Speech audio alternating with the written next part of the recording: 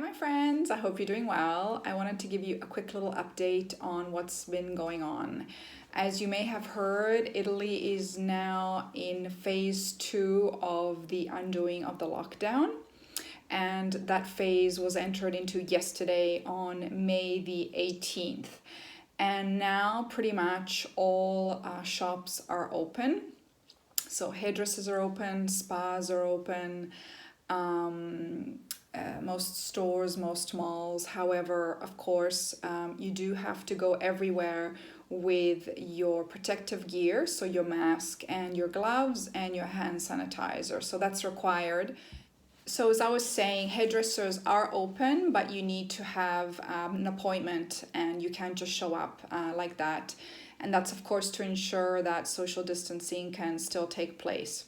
I do see most people, I would say about 80% of individuals as I'm walking around the street, they are respecting the guidelines and are wearing the protective gear with the mask and the gloves and the hand sanitizer in the purse or in your pocket. So that's very, very encouraging, and I'm hoping that will mean that there will not be sort of any surprises in the next couple of weeks with any increased number of fatalities or individuals that are coming down with the COVID-19.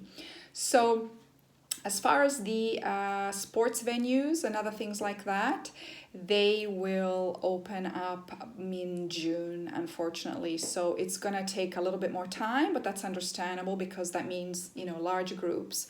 And it's a lot harder to be able to control large crowds and large groups. As far as the number of deaths, we've been hovering around 31,000 now for about 10 days. So that's very, very promising.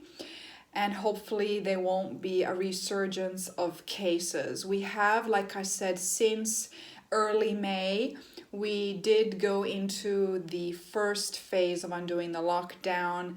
And so far, we haven't had any rise again in cases. And what seems to be promising also is direct confirmation of that from some of the directors of the most notorious hospitals in the Milan region, which, as you recall, in March had a really, really high caseload.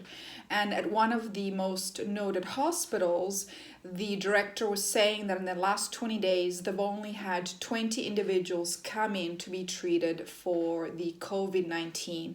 And of those 20 people, none of them so far have entered into intensive care and are all having really, really light symptoms. So whether that means that the virus is weaker now, I certainly cannot state anything like that. I'm not a medical doctor.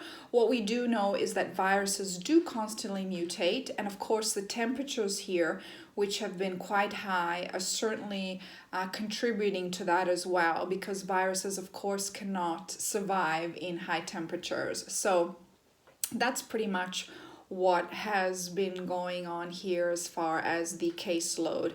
I also wanted to inform you about a very, very interesting study from a Dr.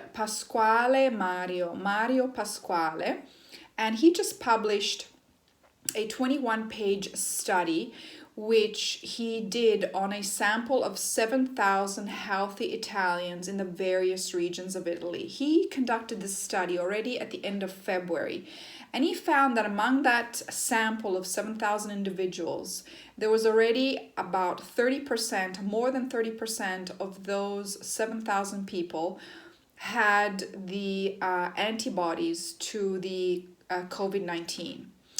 Which is very promising because it means a number of things. One, it means that if we can corroborate the study, that most likely in Italy, the virus was already circulating at the end of 2019, around October 2019.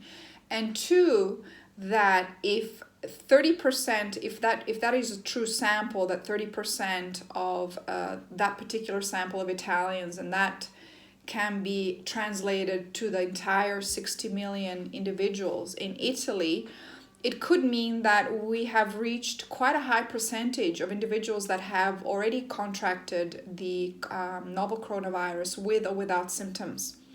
And of course, that would mean that if we reach some type of critical mass, that hopefully there won't be any resurgence of cases in the coming weeks and months. So I'm really hoping that that study will be corroborated and that is in fact true. And we will see that though only in the next little while. As far as our added freedoms, Livy and I have been taking advantage of them. She has been going to see her friends outside. There's still, most individuals are still a bit cautious right now, so they're not really going into people's homes, but they're meeting for bike rides and walks in the parks and things like that every day after she finishes online school. So that's certainly very, very positive, also because the weather is fantastic. And I have my appointment at the hairdresser tomorrow, so I'm really, really looking forward to that. Okay, my friends, I'm hoping that this video will give you some information and will give you some encouragement as to what you can expect in the coming weeks and months, hopefully in your region. Okay, my friends, take care, keep healthy, keep safe, and keep strong. Okay, ciao!